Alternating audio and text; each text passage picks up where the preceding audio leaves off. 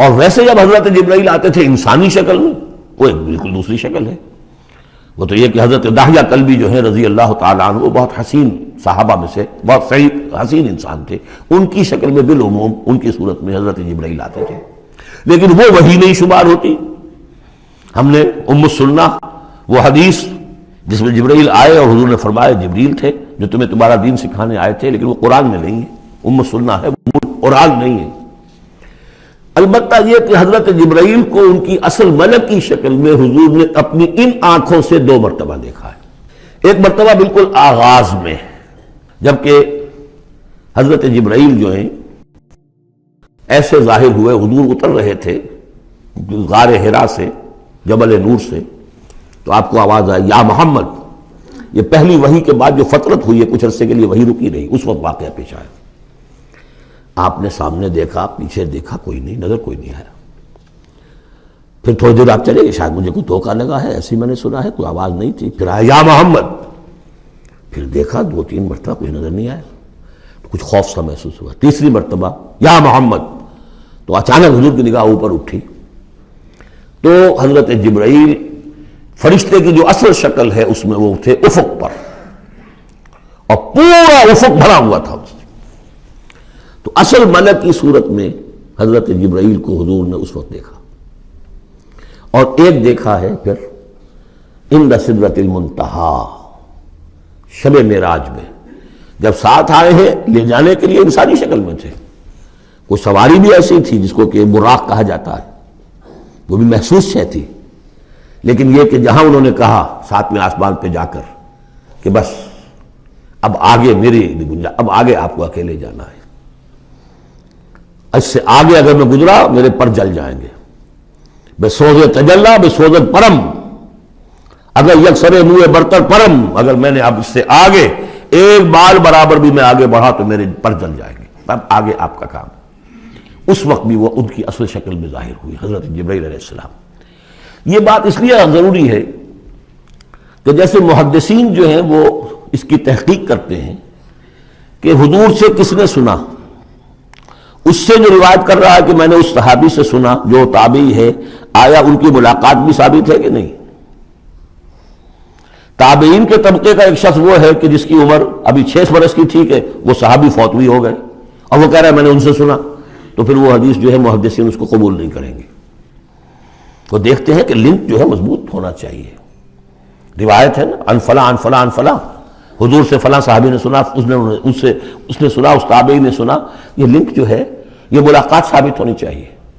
تو چونکہ جو حدیث اللہ ہے، یہ قرآن کیا ہے؟ حدیث اللہ، یہ حدیث ہے، احسن الحدیث اللہ الذی انزل احسن الحدیث کتابا متشابہا مثانیہ، یہ ہم پڑھ چکے ہیں سورہ زمر میں۔ اس حدیث کا یہ حدیث اللہ سے کس نے سنا؟ جبرائیل نے۔ جبرائیل سے کس نے سنا؟ محمد نے۔ تو ان کی ملاقات ثابت ہے۔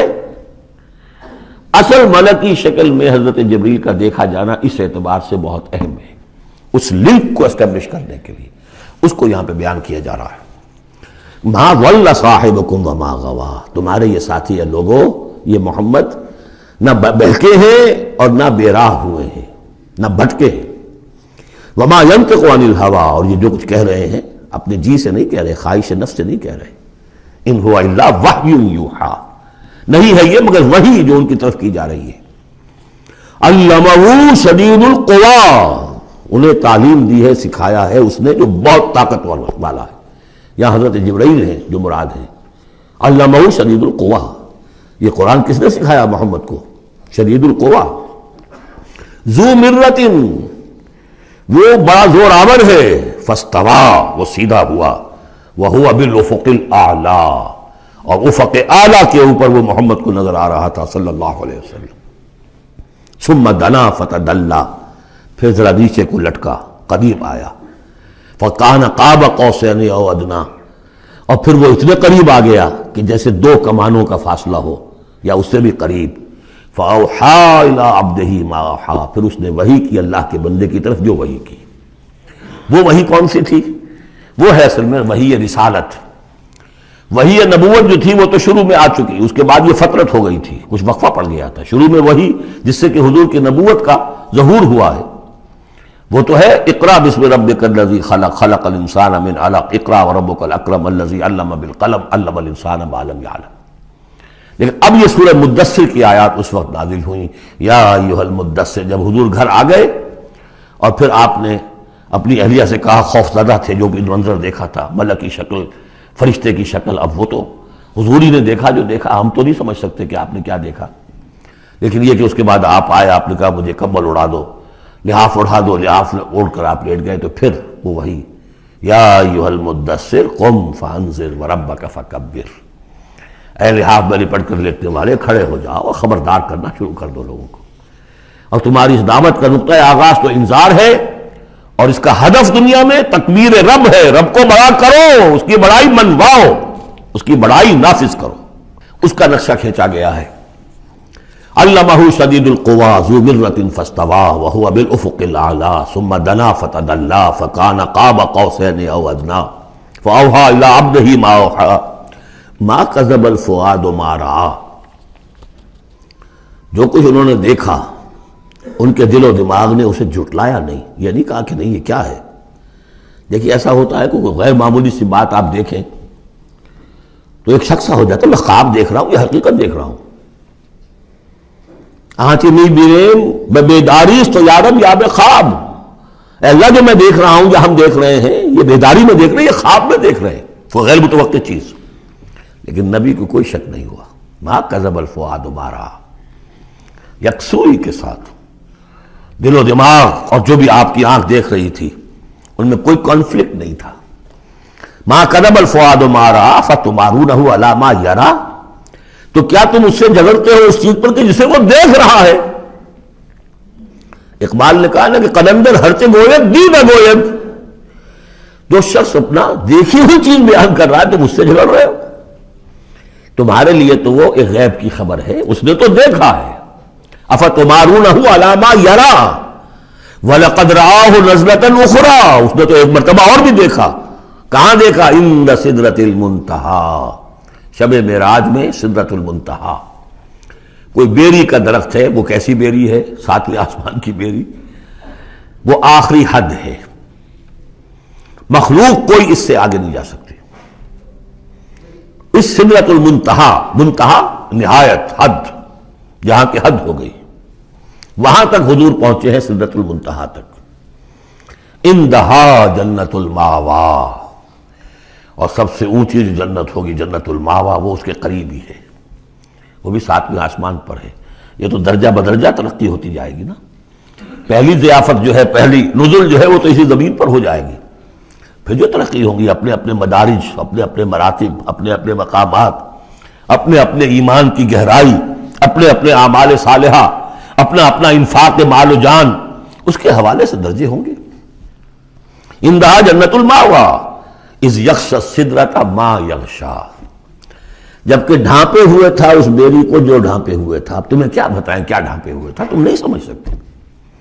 دیکھیے کس طریقے سے اذ یغشی السدرۃ، کوئی انوار الہیہ کا کوئی ایسا نزول ہے وہاں جو زبان سے ادا نہیں ہو سکتا. کوئی الفاظ نہیں ہے کہ جو ان کی تعبیر کر سکے. اس پر انوار الہیہ کا کوئی نزول ہے. اذ یغشی السدرۃ ما یغشی، جبکہ چھایا ہوا تھا اس بیری کے اوپر جو چھایا ہوا تھا، جبکہ ڈھانپا ہوا تھا اس بیری کو جس نے ڈھانکا ہوا تھا. ما زاغ البصر وما طغی، نبی کی آنکھ اس وقت نہ کج ہوئی نہ حد سے بڑھی. یہ دو انتہائیں ہوتی ہیں. ایک تو یہ کہ آپ کسی انٹینس لائٹ کو فیس نہ کر سکے تو نگاہ ہٹائیں گے آپ، یا جھپک لیں گے، فیس نہیں کر سکتے اگر آپ میں ہمت نہیں، استعداد نہیں ہے. نبی کا ظرف اتنا تھا کہ ان انوار الہیہ کا براہ راست مشاہدہ کیا ہے، اور نگاہ آپ کو ادھر ادھر کرنے کی ضرورت پیش نہیں آئی. لیکن طغیٰ ایک حد ادب بھی ہوتا ہے جس سے آگے انسان کو نہیں جانا چاہیے. نگاہ جو ہے اس نے بے ادبی کی روش بھی اختیار نہ کی. علامہ اقبال نے، واقعہ یہ کہ اس آیت کو میں نے سمجھا علامہ اقبال کے ایک شعر سے، اور اکثر و بیشتر لوگ نہیں سمجھ سکے اس آیت کو. ذوق و شوق کے نام سے جو ان کی نظم ہے بال جبریل میں، وہ میرے نزدیک ان کے شاعرانہ جو ان کی استعداد ہے اس میں بلند ترین نظم ہے. وہ جہاں تک پیغام ان کا جو ہے امت مسلمہ کے لیے، اس کے لیے ابلیس کی مجلس شورا، وہ کلائمیکس ہے، اور وہ ہے بھی ان کے آخری زمانے کی نظم ہے، سن 36 میں انہوں نے کہی ہے۔ اس کے بعد تو بیماری اتنے رہے ہیں، بہت کم اشعار کہے ہیں، لیکن اس میں ذوق و شوق میں ایک شعر ہے: عین وصال میں مجھے حوصلہ نظر نہ تھا، عین وصال میں مجھے حوصلہ نظر نہ تھا، گرچہ بہانہ جو رہی میری نگاہ بے ادب، میری نگاہ بے ادب بہانہ تلاش کرتی رہی کہ میں مشاہدہ براہ راست کروں، حالانکہ عین وصال ہے اس وقت، لیکن یہ کہ میرے اندر حوصلہ نہ تھا کہ میں حسن کا براہ راست مشاہدہ کر سکوں۔ عین وصال میں مجھے حوصلہ نظر نہ تھا، گرچہ بہانہ جو رہی میری نگاہ بے ادب۔